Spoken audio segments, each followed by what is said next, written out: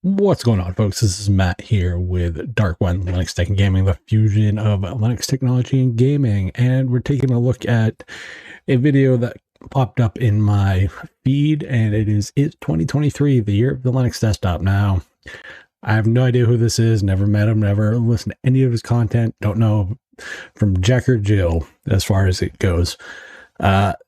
So I'm just going to say what I view as the Linux desktop, and the Linux desktop and the year of the Linux desktop for me is whenever you personally find that Linux is able to do or replace or be the alternative and functional alternative to what you did on the prior stuff for personal computing, be it Mac, be it Windows, or whatever OS you're coming from.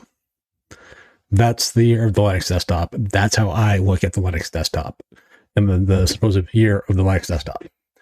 So let's see what Homeboy here has to say, and hopefully it's better than some of the other videos I've been reacting to lately. I'm going to let you in on a little secret. The answer to the question, is 2022 or 2023 the year of Linux desktop? Doesn't matter.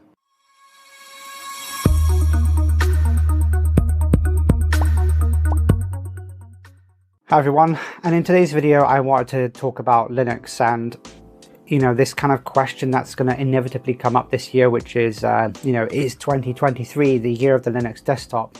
In the same way that 2022 was and 2021. Lots of big channels have also asked this and discussed this as well. But basically, my thoughts on this are pretty simple. I think I have a problem with the premise of is this year the year of the Linux desktop? And actually, one of the best examples of this actually was quite a few years ago when Steve Jobs was around and was asked the question, for Apple to win, Microsoft have to lose. If that was the premise of the question, then Apple will always have lost and Microsoft will win. Linux is inherently different, and the premise of the question doesn't really make too much sense. Because for me, this idea of, is Linux perfect, and it isn't. I run into issues, but can I do everything I need to do on the system? Yes. So I don't see a problem. So thus far, he's right. Linux isn't perfect. No OS is perfect. These quote 3 dead trolls in a baggie. Oh, every OS sucks. There. But if you were to ask the same question, is Windows perfect? Is Mac perfect?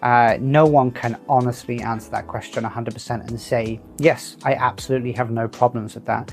One thing that forced me to switch from Windows to Linux for my gaming computer, the machine you see behind me now, was to do with audio problems, which ironically is a massive problem for a lot of people with Linux.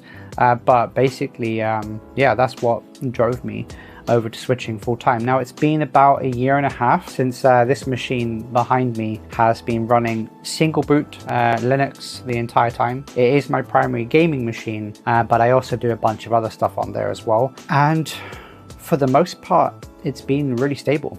I use Manjaro Linux. I don't really care about opinions on flavors or distributions, but basically for me, Manjaro works really good. I like the rolling release updates. I like the kind of new features that keep coming out. I like the way the system functions. Do I have any problems with it? Yeah. So as far as him not caring about flavors and opinions on the flavors, I'm totally fine with that. I'm not a Manjaro guy, but I personally, for me, I'm a Garuda guy. Don't really care. Use what works best for you, bro. Unfortunately, not a lot of people in the community will take that approach, which is, I would say, problematic because it leads to the tribalism bullshit that a lot of in the community do. My OS can beat up your OS, or my distro can beat up your distro. Crap is so stupid. Does it work for you? If the answer is yes, then shut the fuck up and get back to computing. That's kind of where I stand. So I got no problem thus far with this video. I use KDE for my desktop environment, and it's really customizable, but with customizability comes with complexity, and that inevitably means bugs and odd behaviors, but basically it worked. But at the same time, I have had problems with my interface stuff in macOS before. I have had problems in Windows before, so this is not new. This is a computer thing. I think that if you're looking for an answer to switch, if you're one of those people who's like, oh, should I switch to Linux full time? I don't think you're going to find your answer in reviews. You're not going to find them in some website talking about, oh, like this feature and that feature. You know, all three of the main operating systems have tons of features. You really need to be asking yourself, can you do the things on the computer that you want to be able to do? So so I'm not going to have a lot to really add to this video, because that is basically my entire take on switching to any OS. Doesn't matter if it's Windows, Mac, Linux. Insert flavor of Linux here before somebody, you know, one of the GNU people get in and it's GNU/Linux and whatever. Pick your flavor of Linux, and that's what I mean.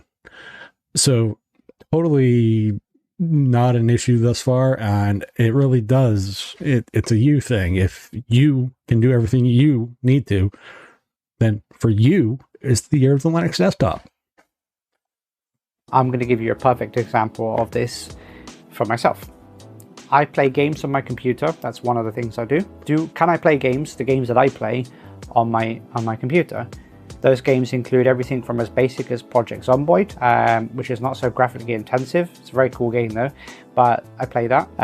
That works fine. I play Elder Scrolls Online, objectively a more complicated game. That works perfectly fine for me. I also play Star Citizen, which is really quite complicated and also a very heavily graphical game. Works fine for me. I get really good frame rates and stuff like that. If there is some overhead in using Linux and the drivers that are on Linux that make it not as efficient, I don't notice it. The machine I have for playing games is pretty powerful, I'm not going to lie, so I don't notice, but at the same time, it could just be that for me it's acceptable. I think, yeah, I can play, I can have fun. I don't need to have 200 FPS. I don't need to have, like, you know, some super, you know, I don't need to get crunching into the numbers. I want to.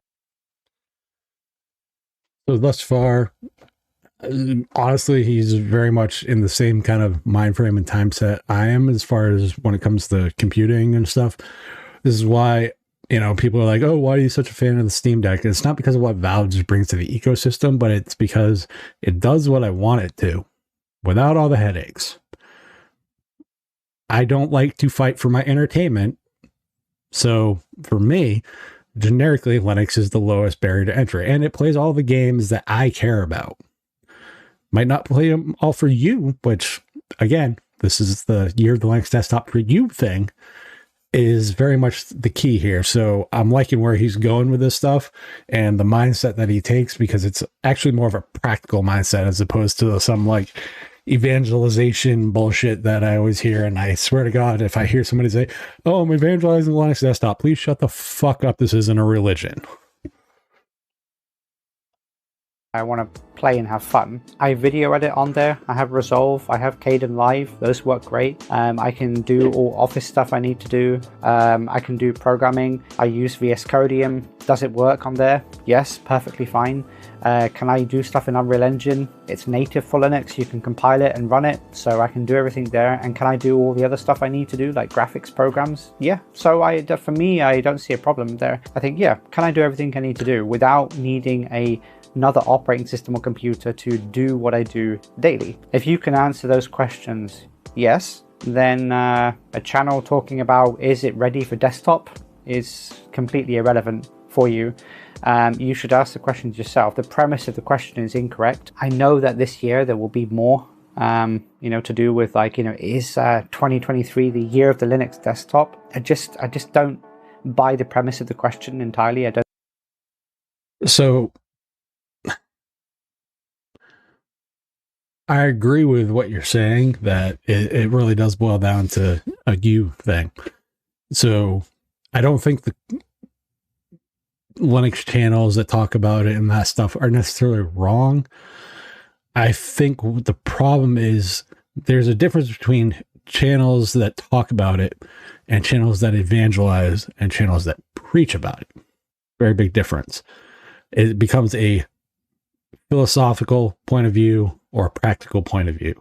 And far too often what happens in the Linux community is we let the practical fall to the wayside, while the philosophical people and jackwagons like to spread and speech their volume really loudly so everybody else gets drowned out. It's kind of like, you know, it's kind of like Twitter or any other social media. You hear a lot of the dumb asses that will be on those platforms speak the loudest. You know, I always find it funny when you see the trending and it's like 15,000 tweets or something like that. It's like, okay, you're supposed to have like what, 300 million users. Yeah, I'm not going to really give a shit, because in the grand scope of everything, that's pretty fucking minor. So for me, I find value in the other channels that tend to look at it from a much more pragmatic point of view and a practical point of view, and are willing to admit its flaws, and it's not for everybody. Far too often, a lot of people will present Linux as it's the best thing for everyone, and no, it's not. Just like Windows isn't the best thing for everybody, and Mac OS sure shit ain't the best for everybody. But for the people it works for, cool. The value in those Linux channels that do that is that they are coming with the mind frame that Linux is different, that Linux has its pros and cons and everything else. So there's value in those. There's value in, I don't call them reviews, they're more first impressions and kind of all that esoteric shit, because I'm a physical hardware guy, so I find reviews that are VMs kind of bullshit, because it's not real until you install it, like actually install it. Now you can talk about controlling the variables and everything else and all the other stuff, but then you got distros that don't work because of, like they don't work in VirtualBox or, insert VM program here. The value in the reviews and that kind of stuff is to show people what's there. Now, what we could be doing better is showing people that the applications that they would be familiar with that are available on the other platforms are also available on Linux. That is something we are terrible at showing and promoting. Because I know when I try to evangelize or switch or show people different stuff or give them programs, I try to ease them into those alternatives. And I make it very clear that they're alternatives. They're not replacements. They're not drop-ins, different workflows, different time investments, different muscle memory things that have to be changed constantly. Example, GIMP is not fucking Photoshop. It can do some Photoshop things, but and it will work for 90% of people. But for some people, like non-destructive editing actually matters. And GIMP does not currently do that. So it's one of those things that the mindset has to be right and the presentation has to be better as far as how we present Linux in a realistic point of view and way. And far too often, a lot of the Linux channels don't do that. Some are better, some are worse. Some are helpful to the community, some are hindrances to the community. Take your pick.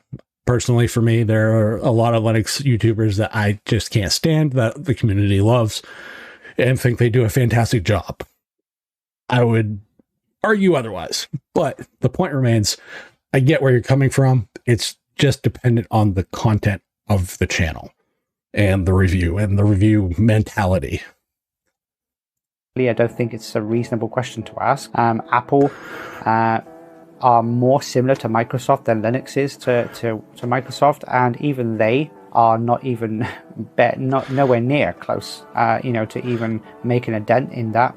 Most people who use Windows are grandfathered into the system through business. It's about economies of scale. Linux is not even in the same area. I mean, Windows and Mac OS are traditional business sense companies, and the way that it operates is in a business sense. Linux is open source. It's free. So the answer, that's trying to compare Linux and Windows is not really, I don't know if it really works. Correct me if I'm wrong. Please do leave your... I think you're not wrong in what you're saying. I think if you're going to compare a flavor of Linux, it is better to compare the corporate-backed versions and entities to those other commercial backed entities like Mac OS and Windows. I think that's more of a fair comparison, like, comparing Ubuntu and Windows or Mac OS, or I would say even Fedora to a certain extent because of how much Red Hat contributes to a lot of what's going on, because essentially Fedora is their test ground for basically everything. And you can argue CentOS Stream and all the other stuff, but I still have the old school mentality that I think Fedora is their playground for RHEL, and it shows quite frequently. So anyway, you're not wrong. I think comparing like a community distro, like, I know Manjaro is a business, but comparing something in economy of scale, like Manjaro to Windows, I don't think is a valid comparison, really. Again, something like an Ubuntu or Fedora or RHEL, or I would even say a SUSE Linux, OpenSUSE, you can yes and no, depending on how you want to view that. So it really does depend on what you're looking at. Again, not saying you're wrong. I'm just saying from my personal view, if you're going to look at make comparisons, it's better to at least compare something similar to something similar. It's not always a one-to-one, but it is similar enough. So you can at least give examples for people to kind of make up their own mind on.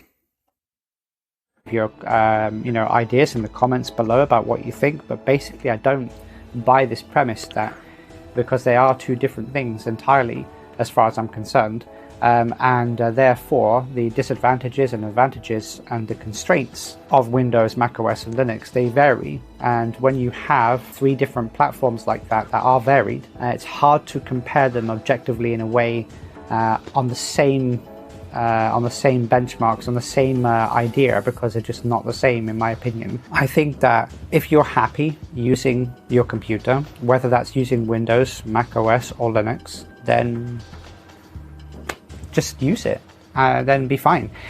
For me, is Linux desktop ready? Can I daily drive it? This machine has been a year and a half, no dual boot, no nothing. I have a framework laptop on the way. I will install Linux on that. I use Mac OS and Linux at work. I get everything done. So for me, Linux is ready because I can do the things that I want a computer to do. If you can say the same answer to that question also, then for you, Linux is ready. If you run into issues, there'll be lots of people who will help you solve it. In the same way that if you have Windows or Mac OS and you run into an issue, there'll be people to help you solve it. So that's just my thoughts. This is kind of one of those opinions I had, and I was thinking, like, you know what? I hate that question. I hate the premise of, is this year Linux going to take over desktop? It's kind of one of those, like, doesn't really matter, to be honest with you, because I am just one person. I use my computer for what I use it for, and it works. So that's my thoughts anyway. Please do leave your thoughts down in the comments below, yeah, I will see you in the next video. So I don't have a lot to rag on. I think it's a pragmatic approach, and is Linux ready for you? And if it is, then it's the year of Linux desktop for you. Very much my mentality when it comes to Linux, so I can't really rag on that. I will say the question of the year of the Linux desktop, quote unquote, is more about like mass market. So if you're looking at it from that perspective, the only people that are really gonna, that critical mass perspective, the only thing that is making Linux in the inroads in the consumer end is things that actually will ship on it to consumers by a fairly big company like Valve. And I'm not fanboying for the Steam Deck right now. I'm just stating, like, getting it out in front of people is what makes it matter. So a lot of people who have gone into the desktop mode on the Steam Deck and are like, oh, this actually is pretty easy to use.